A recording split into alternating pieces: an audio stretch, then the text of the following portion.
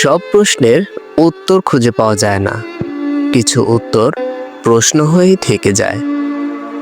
দুর্ভাগ্য সবসময় দরজায় কড়া নাড়বেই, তার সাথে মোকাবেলা করে জয়ী হওয়াকেই সাফল্য বলে। নিজের ক্ষত নিজেকেই আড়াল করতে হয়, কারণ অন্যরা ক্ষত দেখলে লবণ ছেটাতেই বেশি পছন্দ করে।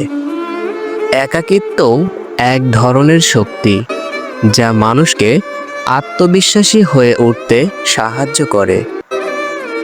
মুখোশ পরা মানুষগুলো চেনা যায় তখন যখন সময় খারাপ যায়। সব কিছু ঠিক হয়ে যায় না, কিছু ভুলই থেকে যায়। কিছু হারানো মানে শেষ নয়, কখনো হতে পারে এটাই নতুন শুরুর সংকেত।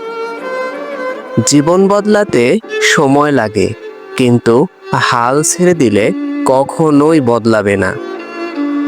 ধৈর্য জীবনের আসল চাবিকাঠি, যা জীবনের গতি নিয়ন্ত্রণ করে।